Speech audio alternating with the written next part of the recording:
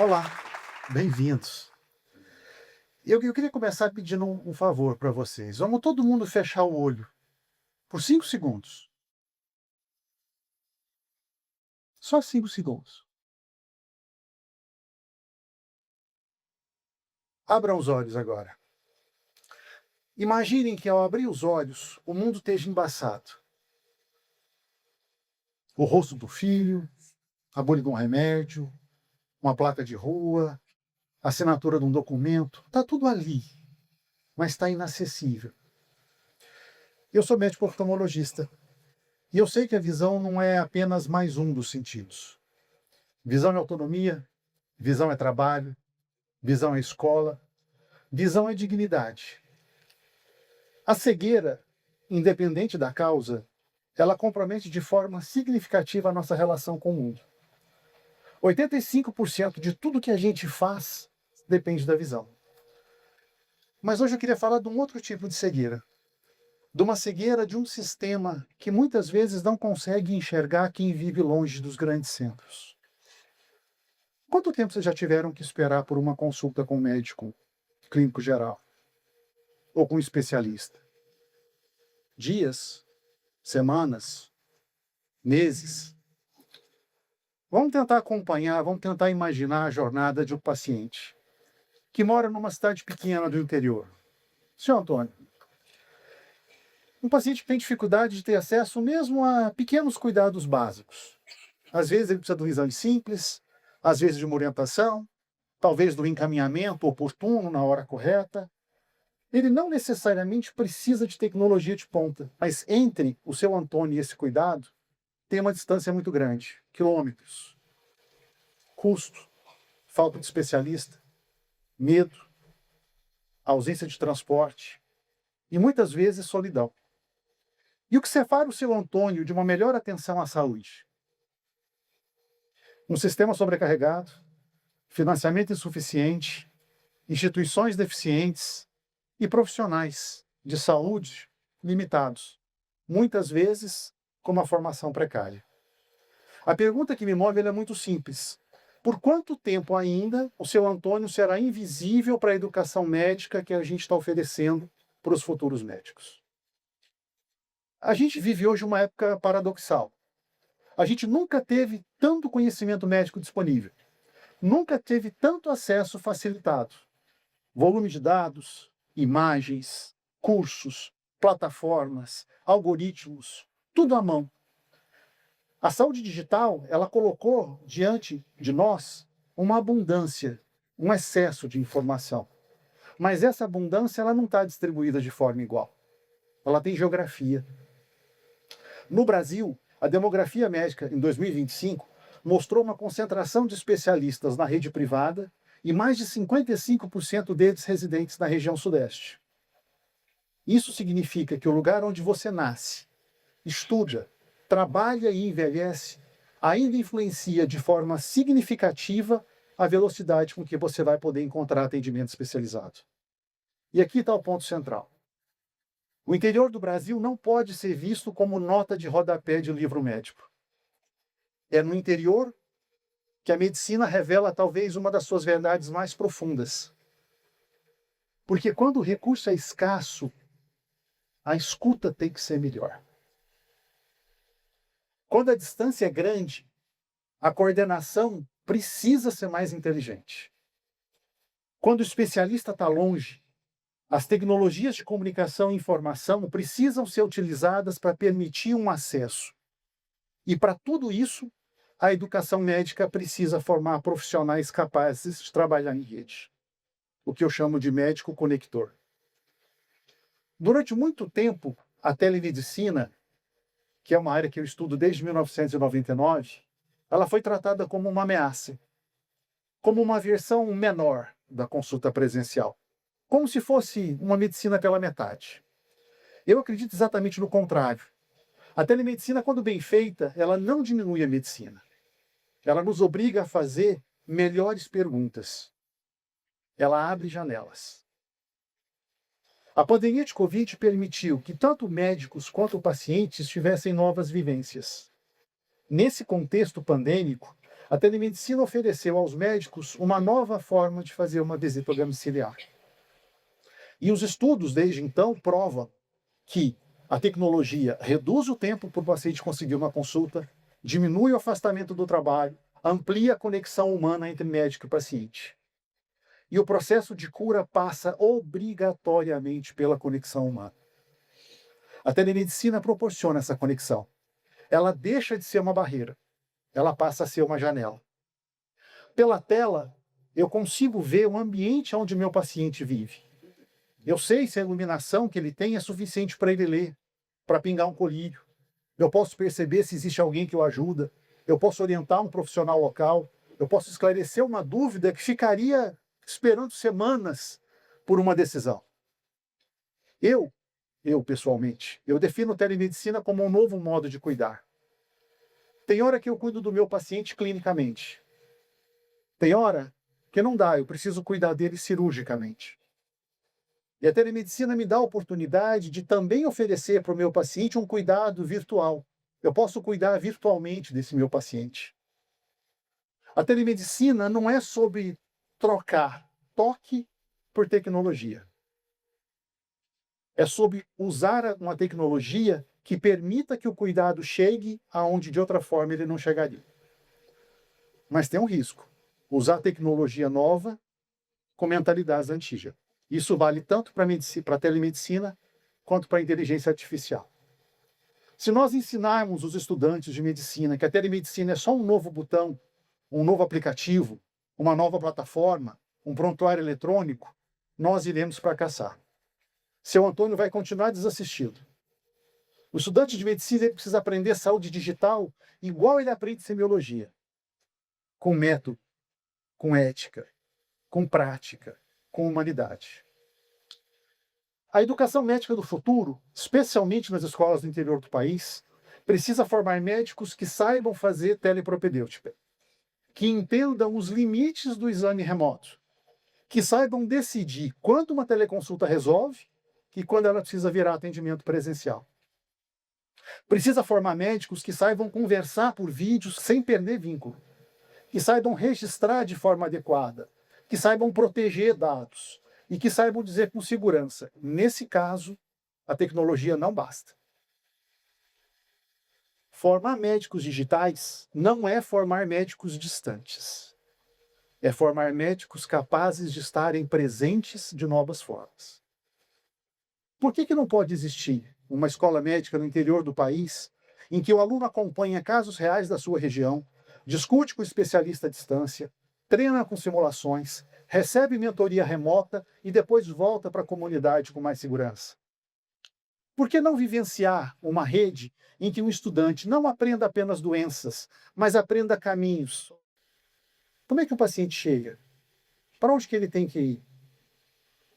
Por que ele se perde? Onde é que o sistema falha? Como é que a equipe resgata esse paciente? Isso não é inovação pedagógica. Isso é inclusão. Ensinar saúde digital no interior não é formar médico para ficar atrás de tela. É formar médico para enxergar melhor o território. E o interior não deve ser tratado como um lugar onde falta medicina. Ele deve ser tratado como um lugar onde a medicina reaprende proximidade, reaprende criatividade e reaprende compromisso social. Na oftalmologia, a gente lida todo dia com imagens médicas. Retina, córnea, nervo óptico, campo visual. Muitas doenças silenciosas deixam muitas pistas antes do paciente perder a visão.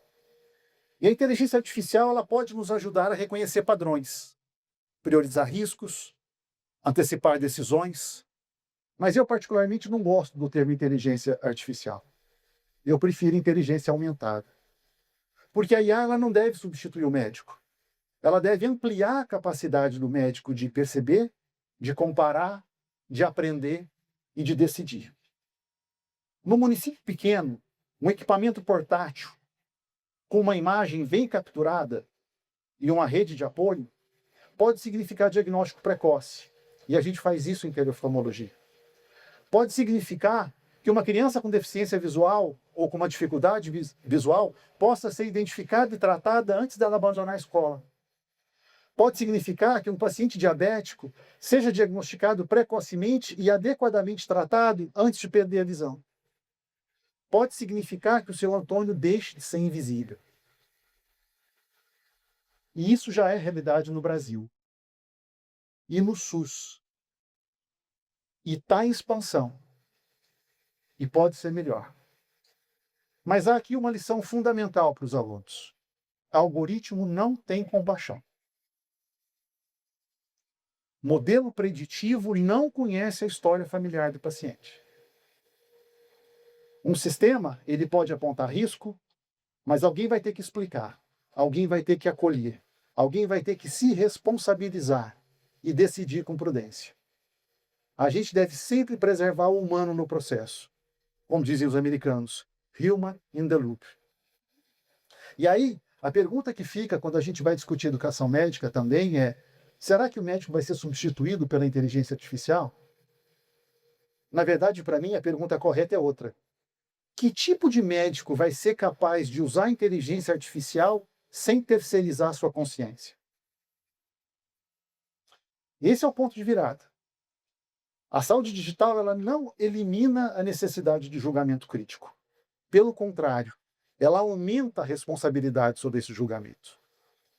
Ela demanda pensamento crítico. Nenhuma tecnologia em saúde é neutra quando ela toca a vida de alguém. Um dado de saúde não é só um dado. Ele é parte da intimidade de um ser humano. Uma imagem de retina, uma receita, um prontuário, resultado de exame complementar, uma gravação, uma hipótese diagnóstica, tudo isso carrega confiança. A prática da medicina já está regulamentada no país. O Conselho Federal de Medicina já define o que pode ser feito e o que não pode ser feito. Como eu disse para vocês, eu defino telemedicina como um novo modo de cuidar.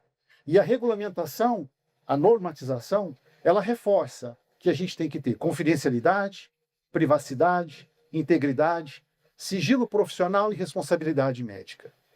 Isso tem que estar no centro da formação. Consentimento informado não é burocracia, é respeito.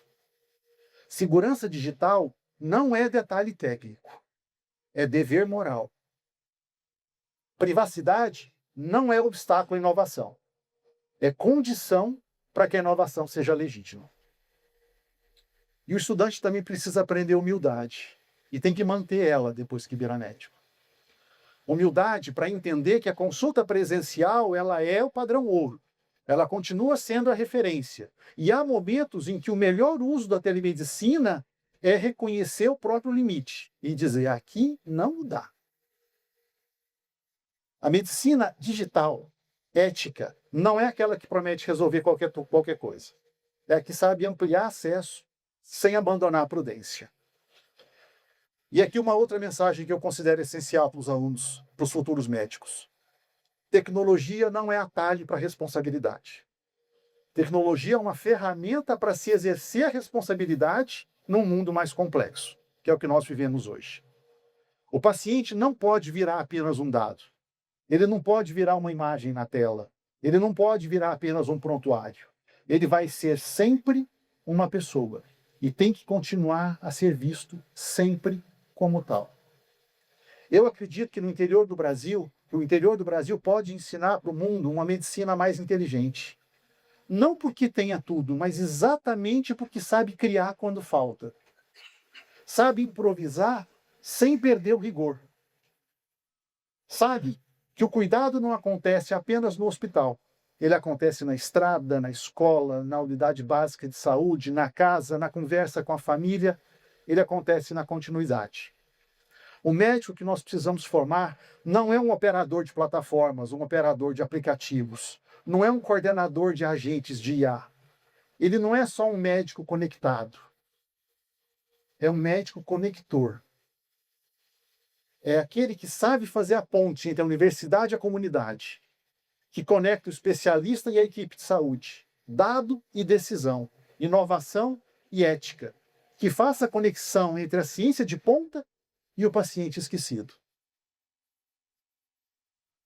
Quando o estudante aprende a usar a telemedicina para orientar melhor, aprende a utilizar a inteligência artificial para enxergar mais cedo, dados para planejar melhor, de forma mais eficaz e ética, proteger melhor o paciente, ele não se afasta, ele se aproxima desse paciente. E se aproxima de um paciente que talvez não tivesse outra oportunidade de chegar até ele. No início eu pedi que vocês fechassem o olho por 5 segundos. Para muitos brasileiros, essa pequena escuridão que vocês experimentaram, ela pode durar meses, ela pode durar anos. Espera por consulta, anos de espera por exame, de espera por diagnóstico, de espera por alguém que diga, eu estou vendo você. A inovação que me inspira não é a mais cara, não é a mais brilhante, não é a que fica melhor aqui no palco. A inovação que me inspira é aquela que chega aonde precisa, que chega ao interior que precisa, que chega na sala de aula, que chega na unidade de saúde, que chega ao paciente com segurança, com respeito e com humanidade. O futuro da educação médica no Brasil não será construído apenas com infraestrutura, cabos, redes, algoritmos, plataformas. Ele vai ser construído com professores corajosos, com alunos curiosos, com médicos éticos, com comunidades participantes e com pacientes respeitosamente tratados como protagonistas. Que a nossa geração de médicos possa ser capaz de usar a tecnologia para trazer o que a medicina sempre prometeu fazer, ver o ser humano como um inteiro. E que quando o seu Antônio precisar procurar um cuidado, que ele não encontre um sistema cego. E encontre conexão. Muito obrigado.